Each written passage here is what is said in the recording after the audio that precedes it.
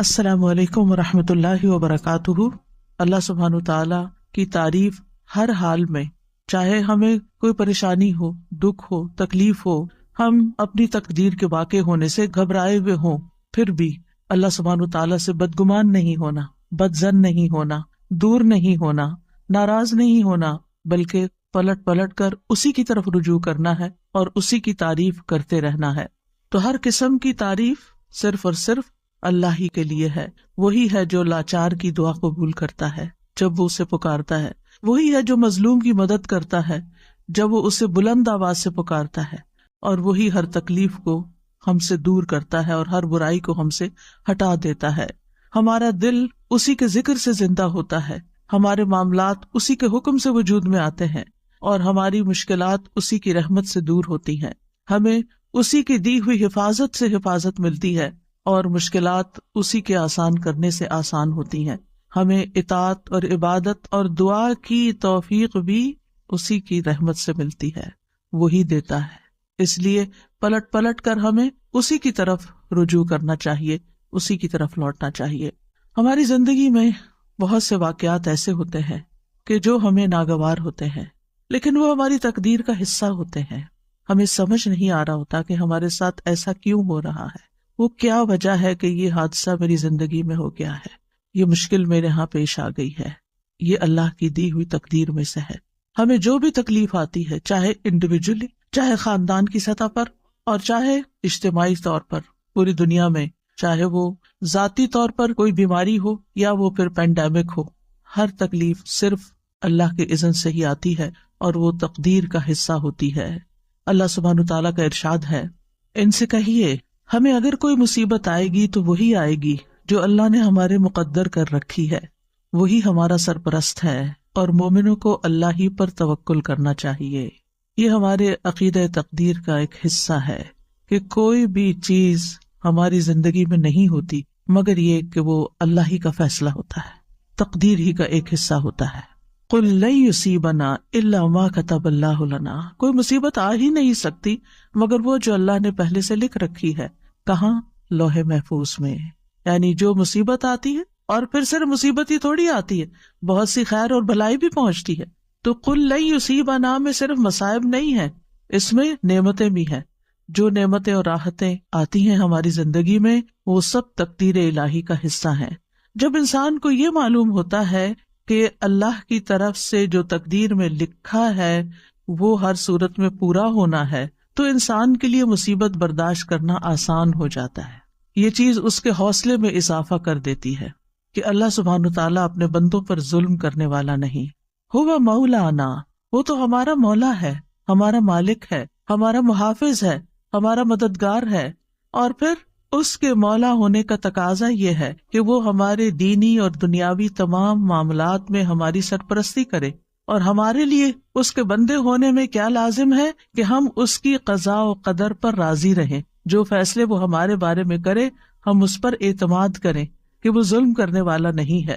اس نے جو بھی فیصلہ کیا، جو نعمت دی یا جو تکلیف اس کی طرف سے آئی، یہ سب اسی کا فیصلہ ہے، ہمارے اختیار میں یہ نہیں ہے، یہ اللہ سبحانہ تعالیٰ کی مرضی سے آئی ہے، اور ہمارا اس پر یقین ہے کہ وہ اپنے بندوں پر کوئی ظلم نہیں کرتا۔ اللہ سبحانہ تعالیٰ کے ہر فیصلے میں انسان کے لیے بھلائی ہے، یعنی وہ خیر کا فیصلہ ہو یا زندگی میں آپ کے کوئی تکلیف آ گئی ہو، اس میں خیر ہی خیر ہے۔ بندہ مومن کا تقیہ کلام کیا ہوتا ہے؟ اس میں بھی خیر ہوگی۔ کچھ بھی ہوتا ہے تو کیا کہتا ہے؟ اس میں بھی خیر ہوگی، الحمدللہ اس میں بھی خیر ہوگی، اس کا بھی نتیجہ اچھا ہی ہوگا، اس سے بھی مجھے فائدہ ہی پہنچے گا، کیونکہ اللہ تعالیٰ نے کیا خبر دی ہے؟ قُلْ لَن يُصِيبَنَا إِلَّا مَا كَتَبَ اللَّهُ لَنَا هُوَ مَوْلَانَا، وہ ہمارا سرپرست ہے، وہ ہمارے لیے جو بھی فیصلہ کرتا ہے اس میں مومنوں کے لیے بھلائی ہی بھلائی ہوتی ہے، اور چونکہ وہ ہمارا مولا ہے تو اس لیے ہمیں اس سے اچھی ہی امید ہے۔ اور ولا مولا لہم، جیسے نبی صلی اللہ علیہ وسلم نے احد کے موقع پر فرمایا تھا کہ اللہ مولانا ولا مولا لہم، اللہ ہمارا مولا ہے اور ان کا کوئی مولا نہیں، یعنی جو اس پر ایمان نہیں رکھتے اور جو اس کی تقدیر پر ایمان نہیں رکھتے پھر ان کا کوئی مولا نہیں، ان کا کوئی سرپرست نہیں۔ اہل ایمان کو اللہ سبحانہ تعالیٰ اپنی پناہ میں لے لیتا ہے، اس لیے مومنوں کو کیا کرنا چاہیے؟ وَعَلَى اللَّهِ فَلْيَتَوَكَّلِ الْمُؤْمِنُونَ، مومنوں کو تو اللہ پر ہی توکل کرنا چاہیے، بھروسہ کرنا چاہیے۔ توکل کا معنی ہوتا ہے خیر کے حصول اور شر کے دور ہونے کے لیے اللہ تعالیٰ کو اپنا سہارا سمجھنا، اور جو اللہ تعالیٰ پر بھروسہ کرتا ہے وہ کبھی نامراد نہیں ہوتا، اور جو غیروں پر بھروسہ کرتا ہے تو وہ بے یار و مددگار رہتا ہے، کیونکہ وہ اس کی سرپرستی نہیں کر سکتے، اور اس طرح انسان اپنی امیدوں کے حصول میں بھی ناکام ہوتا ہے۔ تو توکل کیا ہوتا ہے؟ توکل یہ ہوتا ہے کہ انسان اپنی بے بسی کا اظہار کر دے، میرے بس میں کچھ نہیں، میرے پاس کچھ نہیں، اور ہر چیز کا مالک اللہ ہے، اور ہر کام اس کے اذن سے ہوتا ہے، وہی کرے گا، اور جو کرے گا وہ خیری کے فیصلے کرے گا۔ تو دنیا اور آخرت کے فوائد اور نقصانات، کیونکہ توکل کو سمجھنا بڑا ضروری، دنیا اور آخرت کے فوائد اور نقصانات کے معاملے میں دل کا اللہ کی ذات ہی پر اعتماد کرنا، دل کا اعتماد، اور یہ ایمان رکھنا کہ اللہ کے سوا کوئی عطا نہیں کر سکتا اور نہ کوئی روک سکتا ہے، نہ نقصان پہنچا سکتا ہے، نہ نفع دے سکتا ہے۔ اللہم لا مانع لما اعطیت ولا معطی لما منعت ولا ينفع ذا الجد منک الجد، یعنی کوئی بھی فائدہ ہے یا کوئی بھی نقصان ہے، اپنی زندگی میں آنے والے فوائد اور نقصانات دونوں کی طرف نظر کیجیے۔ اس معاملے میں کوئی بھی نقصان ہوا، کوئی بھی تکلیف آئی، کوئی بیماری آئی، کوئی مشکل آئی، کوئی بری خبر سنی، کوئی بھی چیز، یہ اللہ کا فیصلہ ہے، اور پھر دل کا اس بات پر اعتماد ہے، ایمان ہے، یقین ہے کہ اللہ اچھا ہی کرے گا۔ اگر بظاہر نظر آنے والی کسی تکلیف کے ذریعے انجام میرا وہ اچھا کرنا چاہتا ہے تو بھی میں اس کی رضا پہ راضی، اور اگر نفع پہنچا کر وہ مجھے کوئی فائدہ دینا چاہتا ہے تو بھی میں اسی کے شکر گزار ہوں۔ یعنی اپنا ہر معاملہ اللہ تعالیٰ کے سپرد کر دینا، اور اس بات کا یقین رکھنا کہ اگر اس نے میرے لیے خیر لکھی ہے تو کوئی روک ہی نہیں سکتا، اور اگر اس کی طرف سے میرے لیے کوئی آزمائش یا تکلیف راستے میں ہے تو پھر کوئی اور میری مدد کر ہی نہیں سکتا۔ تو جو شخص اللہ پر بھروسہ کرتا ہے، اللہ تعالیٰ اس کے ارادوں کے لیے کافی ہو جاتا ہے۔ یعنی ہم زندگی میں مختلف کاموں کے لیے ارادے کرتے ہیں، نیت کرتے ہیں، ہم سوچتے ہیں کہ ہم کوئی سفر کریں گے، یا ہم کوئی کاروبار کریں گے، یا ہم کوئی ڈگری کریں گے، تو ان تمام ارادوں میں انسان کو طرح طرح کے خوف بھی لاحق ہوتے ہیں، خدشات ہوتے ہیں اس کے دل میں۔ تو پھر جب انسان اپنی سی کوشش کر لیتا ہے، پڑھائی کے لیے محنت کر لیتا ہے، جاب کے لیے محنت کر لیتا ہے، یا ٹریولنگ کے لیے اپنے سارے بندوبست کر لیتا ہے، تو اس کے بعد اس کے دل کو ایک اطمینان ہو جانا چاہیے کہ اب میں نے اپنی طرف سے محنت کر لی ہے، اب اس کے بعد معاملہ میرا اللہ کے سپرد ہے، ہوگا یہ سب کچھ اسی وقت جب اللہ چاہے گا، اور جو وہ چاہے گا وہی میرے حق میں خیر کا فیصلہ ہوگا۔ تو جو اللہ پر بھروسہ کرتا ہے تو اللہ تعالیٰ اس کو شر سے بچا لیتا ہے، اور مصیبتوں سے نجات دیتا ہے، اور لوگوں کے شر سے بھی محفوظ رکھتا ہے۔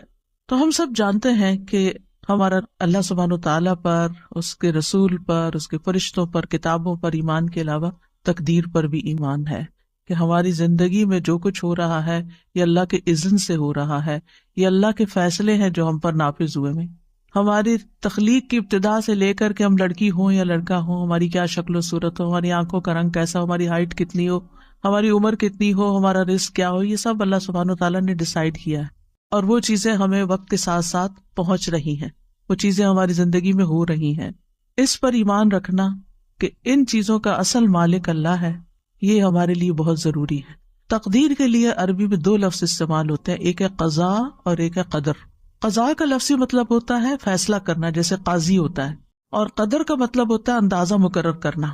تو قدر وہ تقدیر ہے جو اللہ سبحانہ وتعالیٰ نے اپنی مخلوقات کے معاملے میں اپنے علم کے مطابق مقرر کر دی ہے، اور قضاء وہ فیصلہ ہے جو اللہ نے اپنی مخلوقات کے معاملے میں کیا ہے، اور اس کو حقیقت واقع میں وجود بخشا ہے، یعنی اس کو وجود بھی دیا ہے۔ تو اس